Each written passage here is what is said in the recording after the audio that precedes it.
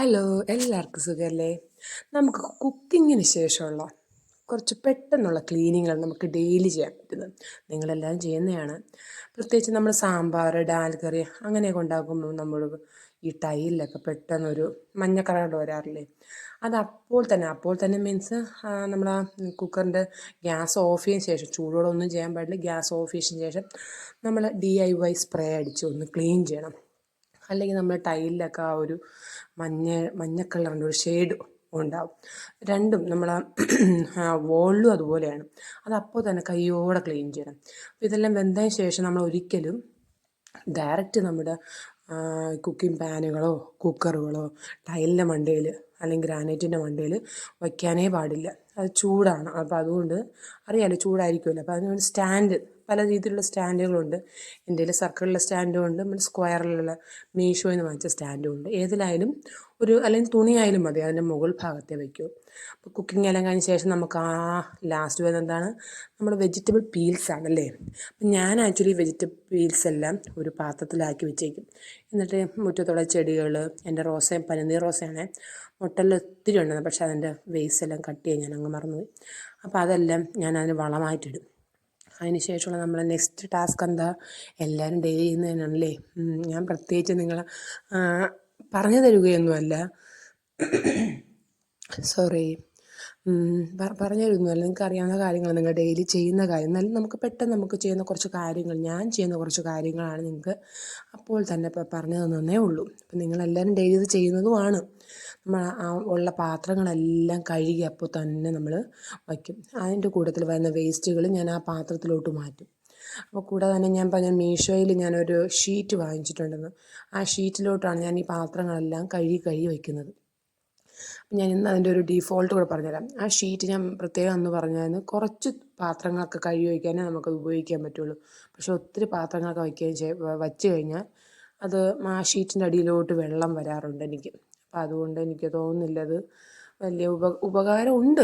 ഉപകാരമില്ലാത്ത ഷീറ്റൊന്നും അല്ല. മീഷോയിൽ നിന്ന് വാങ്ങിച്ച വളരെ തുച്ഛമായതാണ്.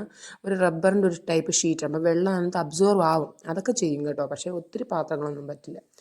പാത്രങ്ങളെല്ലാം വാഷ് ചെയ്ത് നെക്സ്റ്റ് എന്തായാലും നമ്മൾ കട്ടിംഗ് പ്ലേറ്റ് അപ്പോൾ തന്നെ കഴുകി മാറ്റി തന്നെ വെച്ചേക്കണം. അത് കുറച്ച് നേരം അവിടെ ചാരി വെച്ച് കഴിയുമ്പോൾ അത് ഉണങ്ങിക്കോളും. ഇനി ആ വാഷ് ചെയ്ത പാത്രങ്ങളെല്ലാം ഞാൻ ഈ ഫസ്റ്റ് കിച്ചണിൽ വയ്ക്കാറേ ഇല്ല. അവിടുന്ന് പാത്രങ്ങളെല്ലാം ഞാൻ കബോർഡിലോട്ട്സ്, ഉണങ്ങിക്കഴിഞ്ഞാൽ കബോർഡിലോട്ട്സ്, പിന്നെ നെക്സ്റ്റ് തൊട്ടപ്പുറത്ത് ചെറിയ കിച്ചണുണ്ട്, അവിടെ എനിക്ക് പാത്രങ്ങളെല്ലാം അടുക്കി വയ്ക്കാൻ വേണ്ടി ഒരു സ്പേസ് ഉണ്ട്. അവിടെ ഒരു ഡ്രെയിൻ പോലത്തെ ഒരു പ്ലേറ്റ് ഉണ്ട് എനിക്ക്. അപ്പോൾ അതിനകത്ത് ചരിച്ച് പാത്രങ്ങളെല്ലാം വയ്ക്കും. അവിടെയുള്ള കൗണ്ടർ ടോപ്പിലുള്ള ഫ്ലാസ്ക്, ഗ്ലാസ്സുകളെല്ലാം ഞാൻ അതിൻ്റെ പൊസിഷനിലോട്ട് മാറ്റി വയ്ക്കുകയാണ്. അല്ലെങ്കിൽ ആ കൗണ്ടർ ടോപ്പ്, ഫസ്റ്റ് കിച്ചണിലെ കൗണ്ടർ ടോപ്പ് എപ്പോഴും ഞാൻ കാലിയാക്കി വയ്ക്കും. ഇത് നമ്മളെ സെറാമിക് ബൗൾസാണ്. അതെല്ലാം ഞാൻ ഈ സ്റ്റാൻഡിൽ തന്നെയാണ് വയ്ക്കുന്നത്. അവിടെ വയ്ക്കുമ്പോൾ വെള്ളം ഡ്രെയിനായിട്ട് അവിടെ ഒരു പ്ലേറ്റ് ഉണ്ട്, അതിനകത്തോട്ട് വീണു. ഇതെല്ലാം ഡ്രൈ ആക്കി ഞാൻ തുടച്ച് വെച്ചതാണ്. അത് ഞാൻ ഈ നമ്മുടെ പ്ലേറ്റിൻ്റെ പാനലിലോട്ട് അങ്ങ് ഞാൻ മാറ്റി വയ്ക്കും. അതെല്ലാം അപ്പോൾ തന്നെ ചെയ്യും. കാരണം ഈ പൊട്ടുന്ന പ്ലേറ്റ് ഞാൻ എടുക്കാറില്ല, മക്കളാണ് എടുക്കുന്നത്. ഇത് നമ്മൾ ഉണ്ടാക്കിയ DIY ലിക്വിഡ് എന്ന് ഓൾറെഡി ഞാൻ കാണിച്ചാണ്. നമ്മൾ വിനെഗർ, വാട്ടർ, ലിക്വിഡ് വാഷ്, അതിൻ്റെ കൂട്ടത്തിൽ കുറച്ച് പേസ്റ്റും കൂടെ. അപ്പോൾ അത് നമ്മൾ കൗണ്ടർ ടോപ്പിൽ ഈ ഉറുമ്പുകളൊക്കെ ഉണ്ടല്ലോ, അപ്പോൾ ഈ പേസ്റ്റിൻ്റെയും സ്മെല്ല് ഉറുമ്പുകളൊന്നും അങ്ങനെ വരാറില്ല. സോറി, ഇച്ചിരി ജലദോഷമൊക്കെ ഉണ്ട് കേട്ടോ. അപ്പോൾ അതിനുശേഷം ഞാൻ ആ മാറ്റ് നന്നായിട്ട് ക്ലീൻ ചെയ്ത്, ആ മാറ്റ് ഞാൻ പ്രത്യേകം കാണിക്കുന്നുണ്ട്, അതിൻ്റെ അടിയിൽ നല്ലോണം വെള്ളവും ഉണ്ട് കേട്ടോ. അപ്പോൾ അതെല്ലാം ഞാൻ മാറ്റി നന്നായിട്ട് അവിടെയൊക്കെ ഒന്ന് തുടച്ച്, ഡെയിലി ചെയ്യുന്നതാണ്, നിങ്ങൾ ഇതെല്ലാം ചെയ്യുന്നതാണ്. എന്നാലും നമ്മളിതൊക്കെ ഡെയിലി ചെയ്ത് കഴിഞ്ഞാൽ നമ്മൾ കിച്ചണിൽ വലിയ ഡീപ്പ് ക്ലീനിങ്ങോ മന്ത്ലി ക്ലീനിങ്ങോ വീക്ക്ലി ക്ലീനിങ്ങോ എന്ന് പറഞ്ഞാൽ ഞാൻ കുറേ ടോപ്പിക്കുകൾ ഇടാറുണ്ടല്ലോ, അതിൻ്റെ ഒന്നും ആവശ്യമേ വരത്തില്ല നമ്മൾ ഡെയിലി ഇതൊക്കെ ചെയ്ത് കഴിഞ്ഞാൽ. പക്ഷേ ഇതെല്ലാം സമയമുള്ളവർക്കേ പറ്റുള്ളൂ കേട്ടോ. മീൻസ് ഓഫീസിലോട്ടൊക്കെ പോകുന്നവർക്കൊക്കെ ഇതൊക്കെ ബുദ്ധിമുട്ടായിരിക്കും. എന്നാൽ അത്യാവശ്യം പെട്ടെന്ന് ഓടിച്ചാടിയൊക്കെ ഒന്ന് ക്ലീൻ ചെയ്തിട്ടാൽ നല്ല വൃത്തിയായിട്ടിരിക്കും കേട്ടോ. അപ്പം നെക്സ്റ്റ് നമ്മുടെ ജനറൽ ടാസ്ക് എന്താണ്? നമ്മുടെ സ്റ്റൗ ആണ്. പക്ഷേ സ്റ്റൗ ക്ലീൻ ചെയ്യുമ്പോൾ ഇൻസ്റ്റൻ്റ് എന്നാണ് ഞാൻ പറഞ്ഞിരുന്നത്. പക്ഷേ ഇൻസ്റ്റൻ്റായിട്ടൊന്നും ഒരിക്കലും ആരും സ്റ്റൗ ക്ലീൻ ചെയ്യാൻ പാടില്ല. സ്റ്റൗവിൻ്റെ ബർണർ നന്നായിട്ട് ചൂടെല്ലാം പോയതിന് ശേഷമേ നമ്മൾ ഇതുപോലുള്ള ലിക്വിഡുകൾ അതിനകത്ത് സ്പ്രേ ചെയ്യാൻ പാടുള്ളൂ കേട്ടോ. എല്ലായിടത്തും നിങ്ങൾ കേട്ടിട്ടില്ലേ ഈ ബർണർ പൊട്ടിത്തെറിച്ചു എന്നും? അതിൻ്റെ മെയിൻ റീസൺ എന്ന് പറയുന്നത് ഇതാണ്. നമ്മൾ പെട്ടെന്ന് ക്ലീൻ ചെയ്യാനുള്ള എളുപ്പത്തിന് വേണ്ടി ഈ ചൂടോടെ പാല് ഗ്യാസിൽ നമ്മൾ സാമ്പാറിന് അതെല്ലാം വീഴുമ്പോൾ ചൂടോടെ തന്നെ ക്ലീൻ ചെയ്യണം. അത് ഒരിക്കലും ചെയ്യാൻ പാടില്ല. ഈ ബർണറെല്ലാം ടഫൻ ഗ്ലാസ് വെച്ചാണ് അവരുണ്ടാക്കിയിരിക്കുന്നത്. പക്ഷേ എന്നാലും ആവശ്യത്തിൽ കൂടുതൽ ചൂടുള്ള സമയത്ത് നമ്മൾ പെട്ടെന്ന് വെള്ളം ഒഴിച്ച് ക്ലീൻ ചെയ്യുമ്പം അത് ബർണറിനെ അത് പൊട്ടിപ്പോകാനൊക്കെ സാധ്യതയുണ്ട്. അപ്പോൾ അതൊരിക്കലും ചെയ്യരുത്. ബർണറെല്ലാം നല്ലോണം ചൂടാറിയതിന് ശേഷമേ നിങ്ങൾ അത് ക്ലീൻ ചെയ്യാൻ സ്റ്റാർട്ട് ചെയ്യും. നെക്സ്റ്റ് എന്താണ്, നമ്മുടെ അപ്പോൾ അത്യാവശ്യം കൗണ്ടർ ടോപ്പ് എല്ലാം വൃത്തിയായി. ഇനി നമ്മുടെ മാറ്റുകളെല്ലാം ഒന്ന് ജസ്റ്റ് ഒന്ന് കുടഞ്ഞ് നമ്മളപ്പോഴേ ഒന്ന് തൂത്തിട്ടാൽ നല്ല വൃത്തിയായിട്ട് കിടന്നോളും. അപ്പോൾ വലിയൊരു മാറ്റും ഉണ്ട്.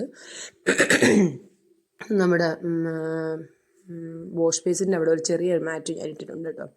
ഇനി അതിന് ശേഷം നെക്സ്റ്റ് എന്തായിരിക്കും, നമ്മുടെ മുളക് പൊടി, മഞ്ഞൾപ്പൊടി, ഉലുവ അതെല്ലാം അതിൻ്റെ പൊസിഷനിലോട്ട് മാറ്റി വയ്ക്കും.